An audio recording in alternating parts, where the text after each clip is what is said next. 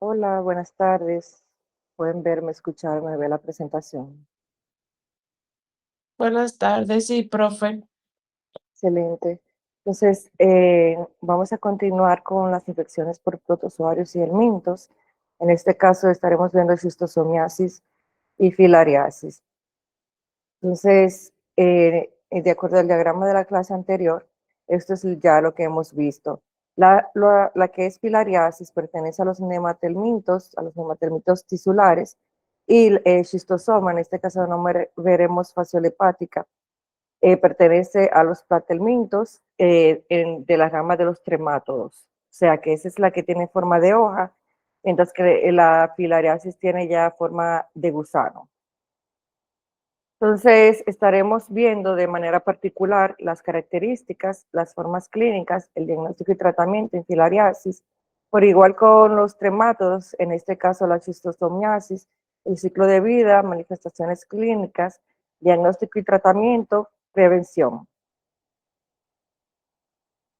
Entonces, en el grupo de filariasis hay 4 que tienen afectación en el huésped ya humano. En este caso son la Wuchereria bancrofti, Brulla malayi, Onchocerca volvulus y Loa loa. Como les dije, son gusanos nemátodos, crecen en tejido subcutáneo y tejido linfático. Existen 8 especies, estas son las 4 que causan infecciones graves y se han asociado ya a infecciones en el huésped humano, y la transmisión se da por la picadura de artrópodos.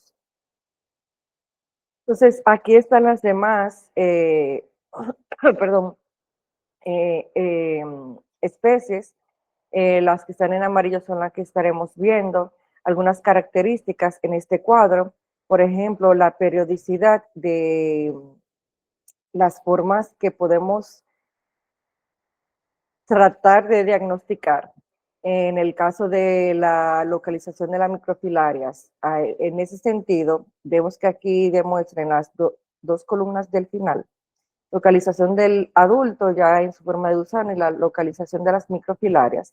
La de las microfilarias es la que estaríamos buscando para poder hacer un diagnóstico. Entonces, para eso tenemos que tener una idea del tipo de especie, porque tienen una predilección en la cual actúan. Por ejemplo, la Wuchereria bancrofti tiene una periodicidad nocturna, las microfilarias en sangre. Su distribución es mayor que la del resto en áreas metropolitanas de todo el mundo, también en Sudamérica, ya en parte de Asia y de África. El vector es el mosquito anófeles y el culex, y la localización del adulto es en tejido linfático y el de las microfilarias en sangre. La brulla malayi tiene también periodicidad nocturna, se encuentra más en el sudeste asiático, Indonesia, India. El vector son mosquitos, anófeles y manzonia. La localización del adulto es en tejido linfático y de las microfilarias en sangre. La loa loa tiene una periodicidad diurna, a diferencia del resto. Se ve más en África Central y Occidental. El vector, en este caso, son moscas. La localización del adulto es en tejido subcutáneo y las microfilarias en sangre. Y la Onchocerca volvulus no tiene una periodicidad descrita. Su distribución también se puede ver en Centroamérica, Suramérica y África. Esta del vector también es una mosca. Y la localización del adulto es en tejido subcutáneo y de las microfilarias puede ser en piel e incluso ojos. Entonces vemos que similar son la Bucholleria bancrofti y la Brulla malaye, tanto en la localización del adulto como en la periodicidad, así como las microfilarias, mientras que la Loa loa y la Onchocerca volvolus comparten el tipo de vector, que es moscas, y también la localización del adulto, que es tejido subcutáneo, mientras que solamente la Onchocerca volvolus tiene las microfilarias tanto en piel como en ojos. Entonces, la filariasis linfática, para eso deben de recordar la localización del tejido adulto. Solo dos tienen predilección en tejido linfático, que es la Bucholleria bancrofti y la Brulla malaye, como aquí observamos. Estas se dan por la picadura del mosquito, como mencionamos, el vector, y clínicamente presentan elefantiasis. La Bucholleria bancrofti se asocia usualmente al linfedema perineal y genital, mientras que la Brulla malaye al linfedema en miembros inferiores. El diagnóstico se realiza mediante la visualización de microfilarias en sangre extraída a medianoche. Su periodicidad, la de estas dos, es nocturna, la de las microfilarias. Ya la filariasis cutánea, en este caso la Onchocerca volvolus, que las microfilarias tienen predilección en piel y también puede ser en ojos. Esta se transmite por picadura de moscas. El cuadro cutáneo producido por esta se manifiesta en forma de prurito, despigmentación cutánea y eosinofilia, ya en hemograma. Provoca igualmente ceguera por queratitis o corioretinitis, también llamada ceguera de los ríos. El diagnóstico se realiza, eso se lo había mencionado en la clase anterior con una de las preguntas que hicieron, en el caso de la larva migratoria cutánea, que también presenta, se puede observar en donde haya prominencias óseas, en este caso también, pero es las microfilarias, y sobre todo donde hayan nódulos subcutáneos, o sea, que haya esté más cerca la piel del hueso y facilita su visualización. Cuando es visualizada, se puede hacer escarificación, que es como raspar esa área, y de esa manera se demuestra la microfilaria en la dermis. En cuanto a la loa loa, que es la otra filariasis cutánea, esta se transmite también por mosca, ocasiona episodios de edema migratorio subcutáneo, edema migratorio de Calabar, y se acompaña de eosinofilia y conjuntivitis. En este caso es más que evidente la visualización del parásito, y de esta forma también se hace la demostración de las microfilarias cuando es extraída a mediodía, o de la filariasis o de la filaria adulta ya en la conjuntiva. Entonces, en cuanto a las manifestaciones clínicas, pasamos de una vez a lo que son las filariasis linfática, teniendo en cuenta que estas son las que se asocian a la elefantiasis. Los signos y síntomas se deben sobre todo a la presencia de elementos adultos. Inicialmente está el episodio agudo de la filariasis, ya esto es la filariasis inflamatoria aguda, y ese episodio son de 4 a 7 días de duración. El paciente presenta fiebre con adenolinfangitis aguda o epididimitis aguda e inflamación del cordón espermático. Estos episodios suelen preceder al establecimiento de la enfermedad crónica que se da en más de 2 décadas. O sea, eso ocurre, o sea, da la inflamación, puede durar una semana, pasa y luego vuelve y ocurre. Entonces, finalmente se va estableciendo la elefantiasis. Entonces, ya en la enfermedad crónica por filarias es una aparición insidiosa, presenta un aumento de la susceptibilidad local a las infecciones bacterianas y micóticas subsecuentes. Por ejemplo, en este caso, esa misma deformidad, esos surcos dificultan la higienización, en el sentido de que desde que esto presenta humedad o se mojan los pies, es difícil que se sequen esos surcos. Y esa misma humedad, sobre todo en los hongos, crea una predilección y lleva a infecciones fúngicas. Perdón, también esa misma deformidad hace que sea más fácil que cualquier golpe o obviamente ya el calzado sería algo dificultoso o casi imposible, o tendría que ser un calzado especial. Cualquier roce provoca también solución de continuidad que lleva a infecciones bacterianas secundarias.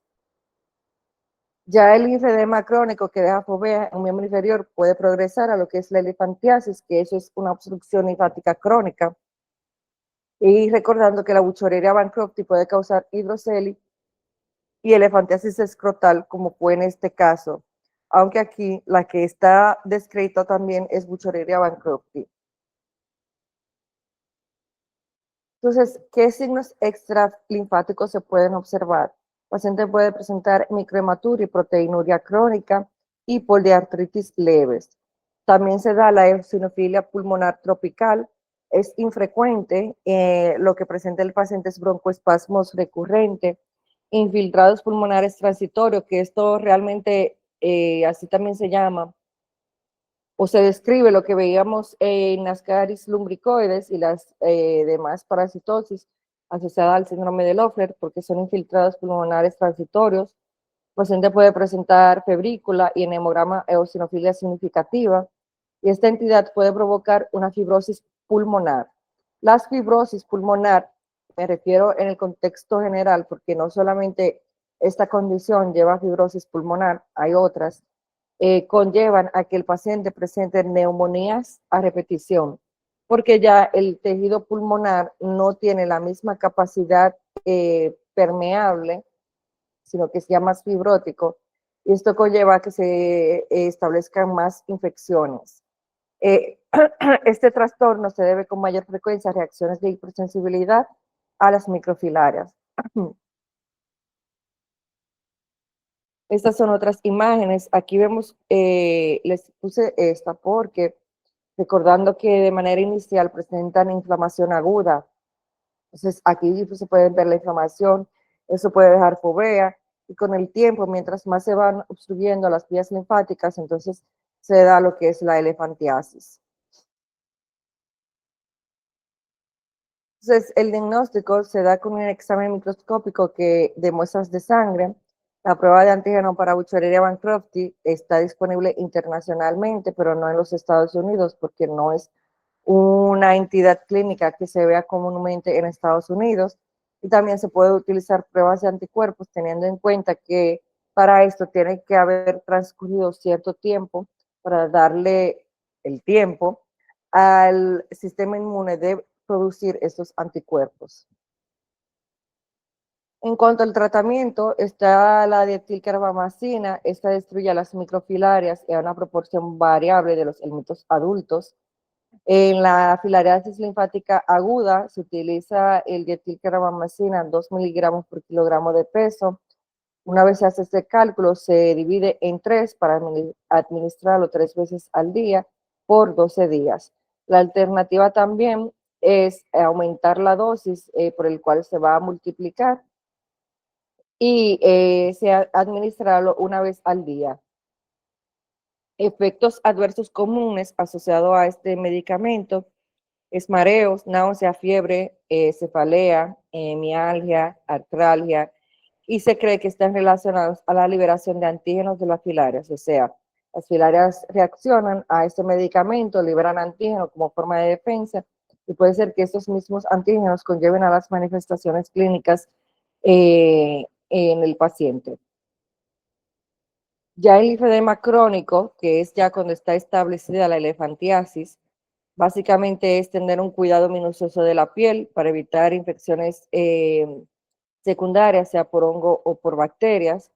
Aún existe controversia sobre si la terapia con dietilcarbamazina previene o disminuye el linfedema crónico, o sea, podrá tratar el agudo, mejorar, pero se desconoce si realmente previene que se establezca ya la elefantiasis.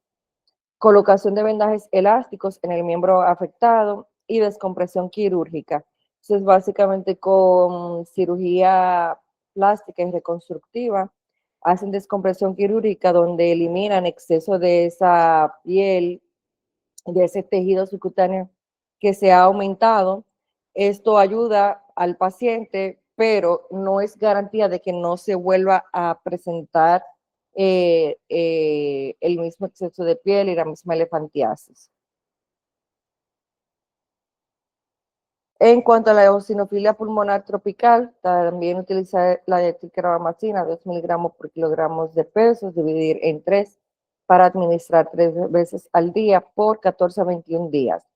Suelen ocurrir recidivas en hasta 25% de los pacientes, requiriendo cursos adicionales del tratamiento.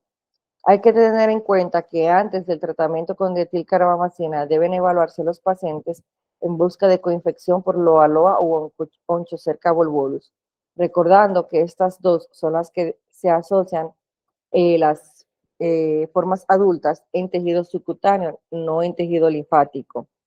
¿Por qué hay que descartar la presencia de estas dos?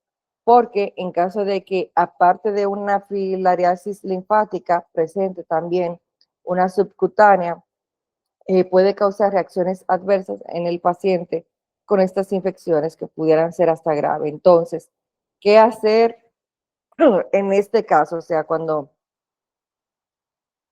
debemos de tener en cuenta si está la presencia o no, se puede administrar una dosis única de albendazol, 400 miligramos por vía oral, más ivermectina en áreas donde, sobre todo donde sea endémica el, el, estos parásitos. Eso es una forma también de prevención, por eso es que también esto ayuda cuando se hacen campañas de prevención. En el caso del Loa Loa y el Onchocerca volvulus, se deben de tratar inicialmente antes de continuar con la dietilcarbamazina. El tratamiento asociado a estos es también con o albendazol o con ivermectina. Entonces, en eso también consiste la misma prevención. Eso también se encarga mucho las policlínicas y también en las áreas donde suele ser más endémica, como en Sudamérica, en Centroamérica, en el caso de la Loa Loa y Onchocerca volvulus.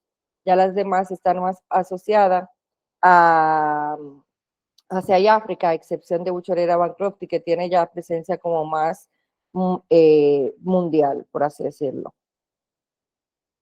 Esto ya es la parte de la filariasis. ¿Tienen alguna duda, pregunta, comentario con esta parte?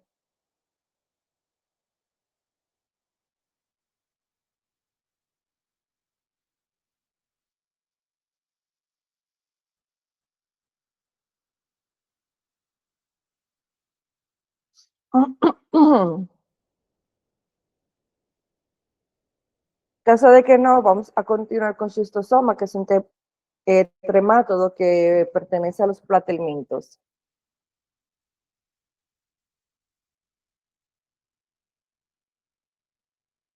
Recordando que este es un gusano plano en forma de hoja. Estaremos viendo la clasificación clínica de acuerdo a órganos afectados de las infecciones graves por tremátodos. Esta pueden ser torrente sanguíneo, vías biliares, intestinos y pulmones, pero solamente estaremos viendo una especie. Y transmisión por contacto, la transmisión será por contacto con agua contaminada, ya verán más adelante. Entonces, estas son las principales formas en que se pueden expresar, o sea, dónde se pueden expresar. La schistosomiasis, que es lo que estaremos viendo, tiene predilección sanguínea, o sea, por eso se llama trematodos sanguíneos. Hay distintas especies, está la Manzoni, Japonicum, Intercalatum, Mecongii y Haematobium. Y de acuerdo a estas, tienen distintas áreas endémicas. La Manzoni pertenece más a África, Suramérica y Medio Oriente, Japonicum a China, Filipinas, Indonesia, Intercalatum, África Occidental, Mekongii, sureste asiático, y Haematobium, África y Medio Oriente. La transmisión de todas tienen en común que se da por las cercarias liberadas de los caracoles que penetran la piel. O sea que la forma ensecaria es lo que provoca infección en el huésped. Veremos el ciclo más adelante. Ya hay otras que tienen predilección por las vías biliares, por intestino, pulmones. En el caso de la fasciole hepática, que sería como el segundo más conocido asociado a tremátodos, pertenece a los tremátodos biliares y tiene predilección en todo el mundo, o sea, en área endémica en todo el mundo. Y se da por la ingestión de metacercarias con plantas acuáticas de agua dulce. Ya el resto son distintas especies, pero nos estaremos enfocando en schistosomiasis. Entonces, de acuerdo a la especie, está la hematobium, esta puede producir quistosomiasis del aparato urinario. La forma Manzoni, fibrosis periportal con hipertensión portal presinusoidal y pulmonar, básicamente afecta tejido hepático y pulmonar. Luego están las demás, que esta Japonicum y Mekongii no la especifica, puede ser o intestinal u urinario. Y la intercalatum tiene schistosomiasis intestinal y hepática. Todas vemos que son gusanos planos.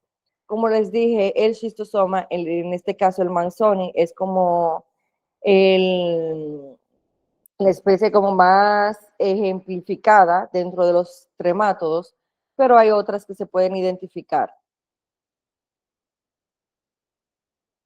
Entonces, en cuanto al ciclo de vida, aquí no hay leyenda de cuándo es el momento de infección o de diagnóstico, pero si ya les mencioné la transmisión que se da por las cercarias, en un paciente que esté expuesto ya en el agua, a caracoles, sobre todo agua dulce, como le dicen, la forma insecaria es que produce la transmisión. Esa es, ahí iría la I.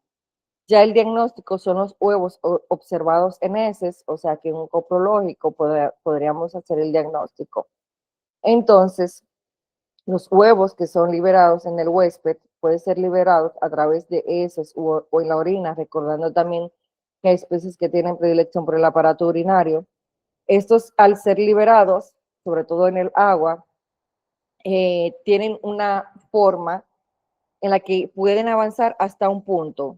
Este punto es hasta ser miracidios, estos se incuban en el agua. Los miracidios tienen que encontrar caracoles para continuar con su desarrollo. Una vez encuentran estos caracoles, esta es la forma de infección para el caracol, el miracidio. Aquí entonces maduran en esporoquistes hasta 12 generaciones y posteriormente son liberadas como cercarias en el agua. La forma de cercaria es la que puede penetrar en la piel del paciente. Una vez penetra la piel, la cola es liberada y se llama esquistosómula. Entonces, estas esquistosómulas son las que se transportan hacia el hígado para su maduración, sobre todo la schistosoma manzoni. En el hígado lleva su maduración, de ahí entonces pueden transportarse a donde tengan predilección de acuerdo a la especie, sea en intestino, sea en aparato urinario, sea en área pulmonar. Una vez acuden allí, entonces se convierten en una forma más adulta donde pueden poner sus huevas o sus huevos, sobre todo en el plexo venoso gastrointestinal, allí lo ponen. Estos huevos son liberados ya por heces o por la orina y sigue el ciclo de esta forma. Entonces, infección como cercaria, diagnóstico como el huevo, en huevo, ya en la forma que vimos aquí, esa es la que se libera en las heces. Entonces, la manifestación clínica tiene fases. La fase invasora, que es el momento donde la cercaria penetra la piel. Aquí el paciente puede presentar un prurito del bañista, se le denomina.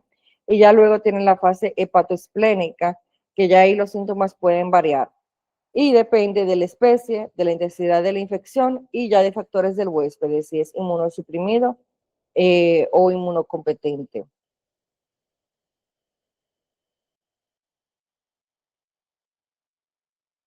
Entonces, de forma inicial, la esquistosomiasis aguda presenta una dermatitis aguda por esquistosoma, La mayoría de las infecciones son asintomáticas y puede desarrollarse un exantema papulopruriginoso, que ya es la dermatitis en sí, en el sitio donde las cercarias penetran en la piel. Parte también de la esquistosomiasis aguda es la fiebre aguda de Katayama. Aparece entre 2 a 4 semanas después de la exposición al parásito, cuando empieza la puesta de huevos. Aquí el paciente puede presentar fiebre, escalofríos, tos, náusea, dolor abdominal, malestar general, mialgia, exantema en forma de urticaria y eosinofilia significativa en hemograma. Entonces se debe de tener en cuenta el tiempo de transcurrido. Si un paciente llega a su centro con estos síntomas y en el hemograma, le realizan hemograma y lo que observan es eosinofilia significativa, bueno, lo primero que van a pensar es en una parasitosis. Entonces van a pensar en todo lo que sea asociado a una parasitosis que puede provocar. Hay algunas que pueden provocar diarreas, en este caso también náusea y dolor abdominal. O sea, me refiero a diarreas cuando son otro tipo de parasitosis, como la que vimos en la clase anterior. Entonces, ahí empieza lo que es el interrogatorio. En este caso, ya han pasado al menos un mes y medio de la exposición. Entonces, preguntar qué ha consumido el paciente, qué viajes ha hecho, si ha ido a algún río, playas en este último mes y medio, qué hizo allí, si presentó los síntomas asociados a la esquistosomiasis aguda, como la dermatitis, que se haya percatado o no, porque recuerden que gran parte puede ser asintomático, y ahí tratar de hacer el nexo. Ya en cuanto a la esquistosomiasis crónica, se da como resultado de la respuesta del huésped a la retención de los huevos en los tejidos. Al inicio, las úlceras en la mucosa intestinal pueden sangrar y producir una diarrea sanguinolenta. A medida que las lesiones avanzan, pueden producirse fibrosis localizadas, estenosis, fístula y proliferaciones papilomatosas en el intestino. Eso puede ser muy sintomático también y problemático porque puede llevar también a peritonitis bacteriana y complicar al paciente, incluso pudiendo requerir la unidad de cuidados intensivos. Estas son otras manifestaciones crónicas. En este caso, las reacciones granulomatosas contra los huevos, por ejemplo, el caso de Schistosoma manzoni, japonicum, cuando tienen afección en el hígado, no suelen comprometer lo que es la función del hígado, pero pueden causar lo que es fibrosis y cirrosis. Esto a su vez lleva a ocasionar hipertensión portal, lo cual provoca esplenomegalia, también puede provocar hepatomegalia y varices esofágicas. Eso ahí ya sí es un problema, porque las varices esofágicas pueden sangrar y causar hematemesis.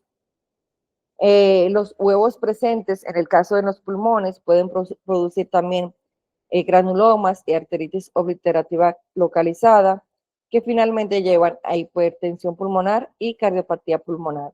Estas dos condiciones son bastante detrimente a lo que es la calidad de vida del paciente, porque llevan a que el paciente tenga que básicamente usar medicación de por vida, causa mucha dificultad para respirar, su vida se ve realmente más limitada. Entonces, ya la infección por Schistosoma haematoma, que es la que tiene predilección por las vías urinarias, las úlceras, las úlceras en la pared vesical pueden causar disuria, hematuria y polaquiuria. Con el paso del tiempo aparece entonces una cistitis crónica. Entonces las estenosis pueden provocar hidroureter e hidronefrosis, o sea, cuando tenemos ya afectación, tenemos afectación, ¿verdad?, de la vía urinaria, de la vejiga, ya los uréteres también pueden verse afectados. Al estos verse ocluidos provocan en riñón hidronefrosis. Eso usualmente se trata o con colocación de catéter, doble J o ya con otro tipo de intervención, que eso también conlleva a deterioro en el paciente. Entonces, las masas papilomatosas en la vejiga son frecuentes y pueden generar un carcinoma de vejiga epidermoide.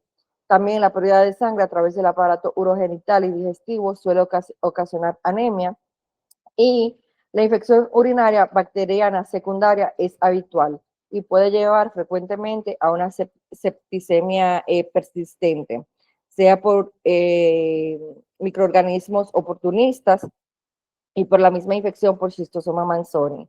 Entonces, eso lleva a que el paciente esté frecuentemente siendo hospitalizado y requiriendo manejo adicional, antibióticos por las infecciones bacterianas secundarias.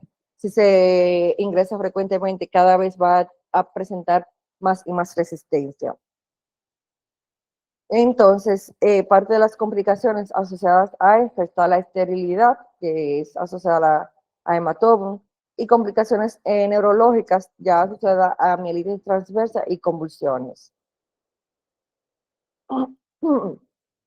Entonces, el diagnóstico, además del historial clínico, el nexo epidemiológico que deben de realizar, o sea, las preguntas acerca de exposición. También se puede utilizar examen microscópico de las heces u orina, que aquí podemos detectar Schistosoma hematobium en orina, intercalatum y manzoni, también en heces en busca de huevos, y pruebas serológicas que en muchos casos, la mayoría de casos, ya serán asociadas a anticuerpos y por tanto ya habrá pasado un tiempo. Aunque en realidad, al momento en el que el paciente llega con los síntomas, ya a las 4 semanas, puede ser que sí resulte positivo.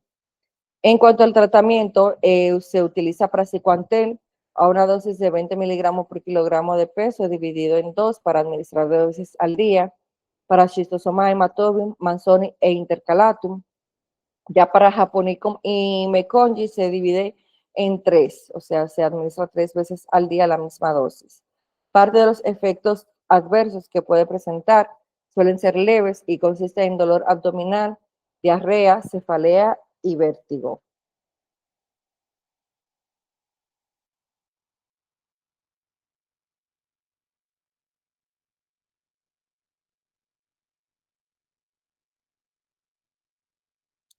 En cuanto ya, bueno, este es el mismo cuadro, o sea, del mismo, o sea, este es el cuadro de donde fue tomado para lo del tratamiento.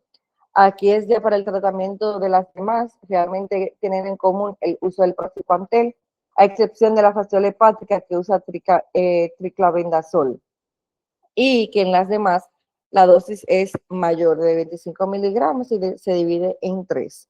Pero básicamente de lo que hablábamos es el praziquantel 20 miligramos por kilogramo de peso dividido en 2 o en 3 de acuerdo a la especie que se vaya a tratar. Entonces, en cuanto a la schistosomiasis aguda, los datos son limitados. Se puede usar corticosteroides que pueden mejorar los síntomas graves. En este caso, prednisona de 20 a 40 miligramos al día por 5 días. El tratamiento con praziquantel debe repetirse 4 a 6 semanas más tarde, una vez que los parásitos han alcanzado la edad adulta, porque recuerden que pueden estar en diferentes etapas. Entonces, para garantizar la eliminación de todo, se debe de volver a administrar.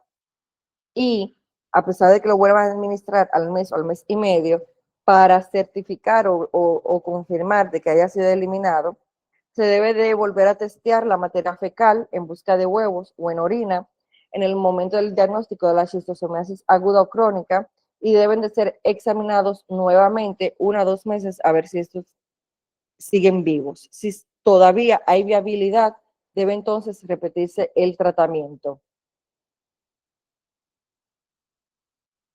Entonces, la prevención de minuciosa se debe tener cuidado con el contacto con agua dulce, sobre todo en áreas endémicas. El agua dulce, en el caso de áreas muy pobres o que no tienen sistema de acueductos, que utilizan agua del río para bañarse, para lavar ropa, etcétera. Cuando busquen esta agua, debe ser hervida al menos 1 minuto y luego esperar a que ésta se enfríe para utilizarse.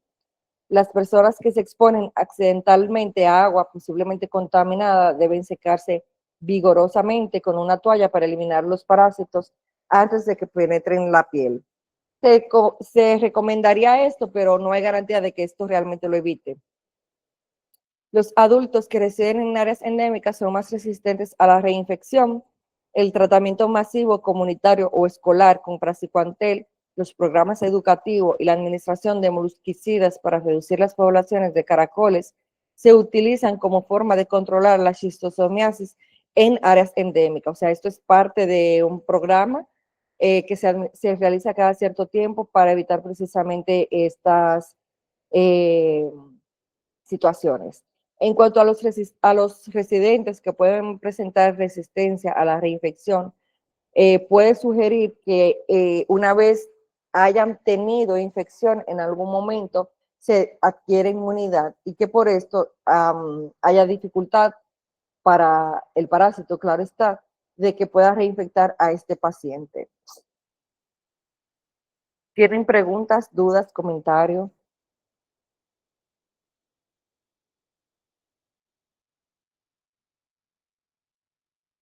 Porque hasta aquí este tema. Ya, déjame ver.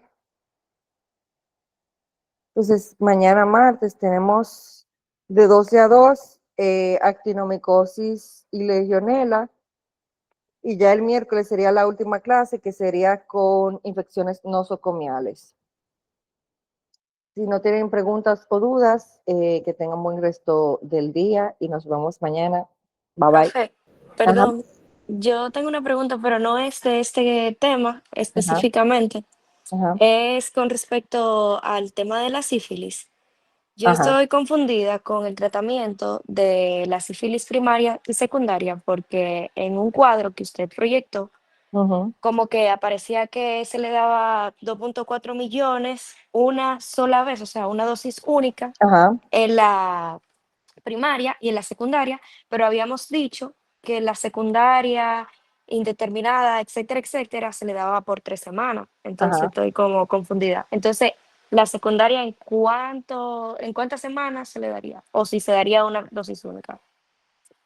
Ok, lo de la, ok, vamos por parte. Lo de la sífilis de evolución indeterminada, o sea, no es sífilis secundaria de evolución indeterminada, sino sífilis de evolución indeterminada. Esa, al no saber el paciente y nosotros no poderlo determinar porque el paciente desconoce cuándo presentó la lesión primaria o no se percató ni siquiera de la lesión secundaria, a este le administramos penicilina 2,4 millones semanal por 3 semanas. A la sífilis primaria y a la sífilis secundaria, esta es dosis única. ¿Por qué? Porque en la primaria, cuando hacemos el diagnóstico de primaria, este paciente tiene sífilis primaria, es o porque estamos viendo la lesión primaria o porque podemos determinar por el paciente de que se pudo observar esta lesión en el tiempo que se asocia a la lesión primaria o porque presentó la lesión y se le tomó muestra y se hizo el diagnóstico. La sífilis secundaria se determina o porque el paciente va literalmente con las lesiones asociadas a sífilis secundaria y además de eso podemos determinar en el interrogatorio de que en el tiempo que se asocia entre la lesión primaria y la secundaria presentó el chancro o la lesión primaria, o sea, él vino hoy con datos de lesión secundaria y me dice hace un mes o hace 6 semanas, entre 6 semanas a un mes, yo presenté en mi área genital una lesión de tal forma y de tal forma, y esto se asocia a sífilis primaria, entonces podemos determinar que es una sífilis secundaria. Y aquí la dosis es única de penicilina 2,4 millones. Además de esto, está la sífilis latente precoz, que también está dentro de esta medicación de una sola dosis. Y es que podemos determinar el tiempo menos de un año de la lesión primaria. Entonces también sería dosis única. Ya todo fuera de ahí, o sea que yo no sé cuándo fue que tuvo la lesión, ni primaria, ni secundaria, ni nada, pero tengo un BDRL y un FTABS positivo, o que sí sabe de que presentó la sífilis, pero ha pasado 2 años, 3 años, o es una sífilis terciaria, entonces ahí administramos La penicilina 2.4 millones semanal por 3 semanas. Ok, profe, gracias. Ok. ¿Alguien más tiene alguna duda o pregunta o comentario? En caso de que no, pues igual, que tengan buen resto del día y nos vemos mañana. Bye, profe. Bye. Gracias, maestra, igual.